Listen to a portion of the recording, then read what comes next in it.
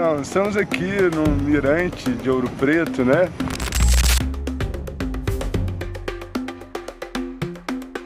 Esse ponto aqui, ele pode ser observado de qualquer ponto da cidade.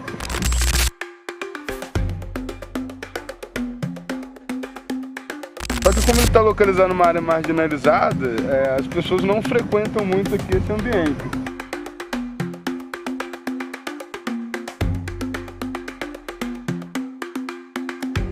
Mas aqui dá pra gente entender exatamente o que é Ouro Preto, né?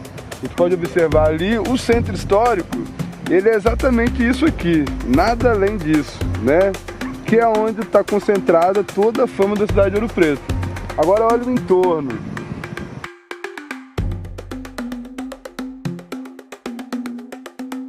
Esse entorno é o que faz aquilo lá acontecer.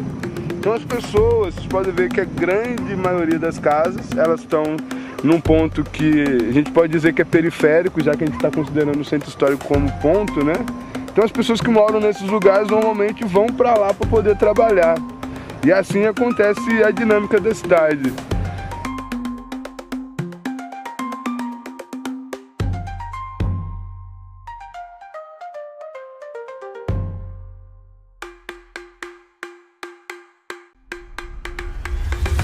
As redobras da matéria, a dobra que vai ao infinito. O barroco remete não a uma essência, mas sobretudo a uma função operatória, a um traço. Não para de fazer dobras. Ele não inventou essa coisa. Há todas as dobras vindas do Oriente, dobras gregas, romanas, góticas, clássicas, africanas, mas ele curva e recurva as dobras, leva-as ao infinito, dobra sobre dobra, dobra conforme dobra. O traço do barroco é a dobra que vai ao infinito. À medida que a gente vai lendo esse texto, onde Deleuze está debatendo Leibniz, o barroco, a gente vai vendo assim, uma correspondência com o território de Ouro Preto, com essa conversa. E como que ela dobra e desdobra, como ele sugere, né? E aí pensando principalmente na desdobra, né? Que é a gente entender essa coisa da mineração. Então basta a gente observar aí a serra, que a gente vai entender aí a maneira como ela é cheia de dobras e desdobras, né? E ela é naturalmente barroca. Então, assim, antes mesmo da gente ter as construções, né?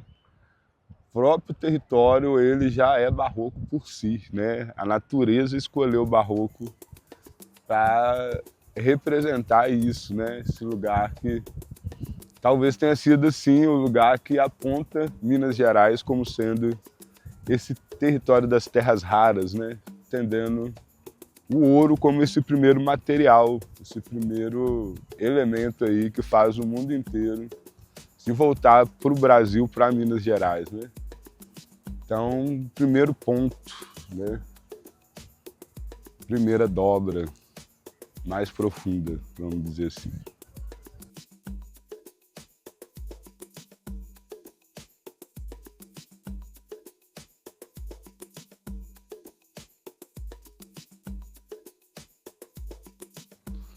E algumas coisas continuam como tais, né? A gente entender que o que dá fama para o território é exatamente o que a gente vê aqui à frente, que é o conjunto arquitetônico tombado. A gente percebe a importância dele.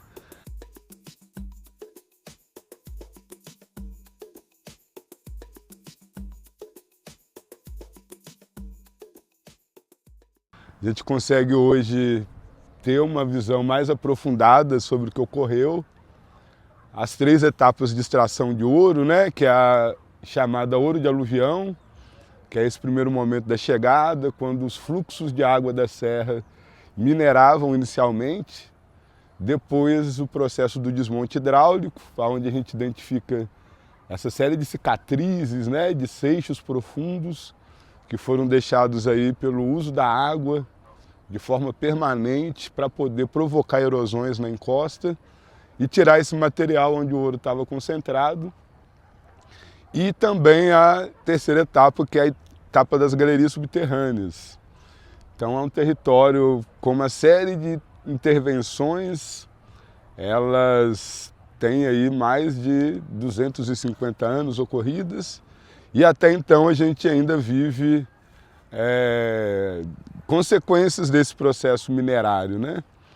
Então estamos aqui diante da região conhecida como Morro da Queimada.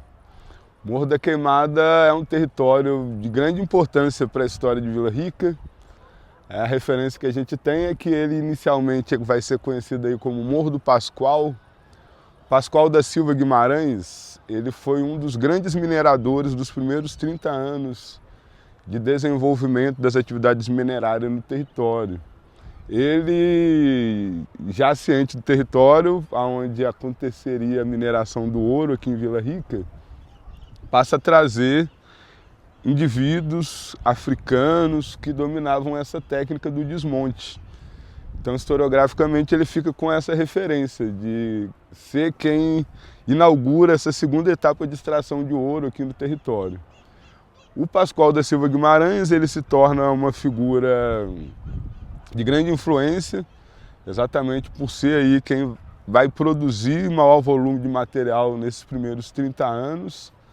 A região onde estão suas estruturas, onde ele desenvolve esse processo minerário, ela vai participar do que a gente conhece posteriormente como a sedição de Vila Rica ou Revolta Filipe dos Santos. O Filipe dos Santos, ele podemos dizer que era uma espécie de gerente das minas do Pascoal da Silva Guimarães, e eles vão ser responsáveis por um momento de tensão junto à coroa portuguesa, que era exatamente o primeiro momento que ela queria construir nas terras de Vila Rica as casas de fundição para poder fazer fiscalização e controle da produção de ouro.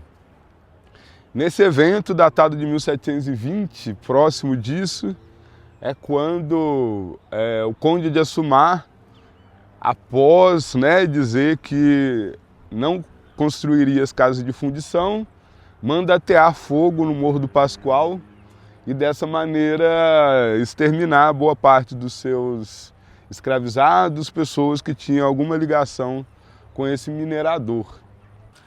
Esses são alguns dos elementos, alguns dos traços da história que vai nos auxiliando a fazer abordagens e especulações sobre a questão histórica, pensando principalmente a função e papel das pessoas africanas nesse território, entendendo que serão eles que terão aí os conhecimentos da mineração e participarão de alguns eventos emblemáticos que a maneira como é feita a abordagem da história que a gente conhece como oficial, essas referências não são trazidas dessa forma.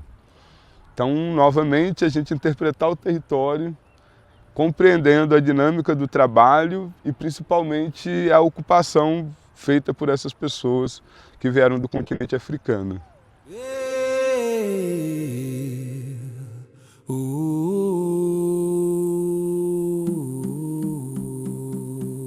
Sou o tambor, o axé vai brilhar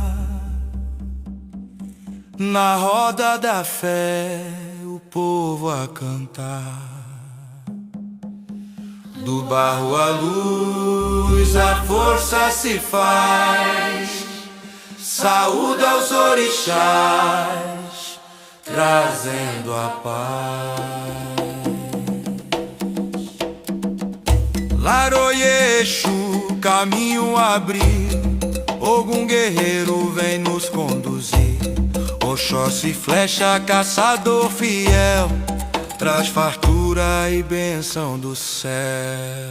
Salve Oxum, doce do rio, o maré traz o arco e o brilho. Iemanjá nas ondas do mar, nosso destino vem abençoar. Xangô, justiça, trovão e poder, Iroko é o tempo a nos proteger. Iansã, ventania, renova o chão, Oxalá é paz no coração. No toque do atabaque o axé se faz, na gira de hoje reina a paz. O povo saúda com fé e louvor, orixás da vida, raízes do amor. Então, Iniciamos agora, né, esse processo de desenvolver conteúdo de forma a abordar a cidade de Ouro Preto sendo o que a gente vai chamar de Ouro Preto ponto ancestral.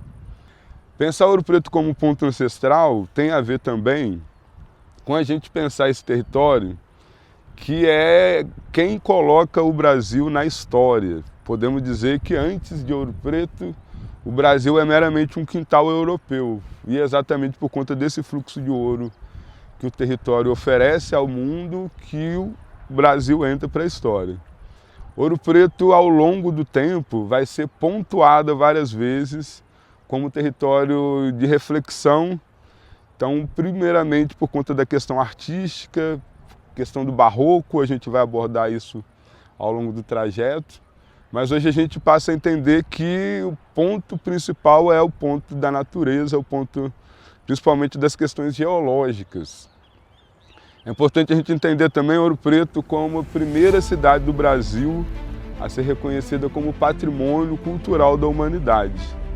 E o ponto-chave principal para a gente é compreender que, sendo esse território patrimônio da humanidade, ele tem o poder, a capacidade de devolver a humanidade para povos que foram desumanizados ao longo da narrativa do processo histórico que foi apresentado até então. Então a gente vai, a partir de agora, iniciar essa abordagem trazendo evidências, elementos, para que a gente possa fazer aí uma reflexão sobre esses acontecimentos.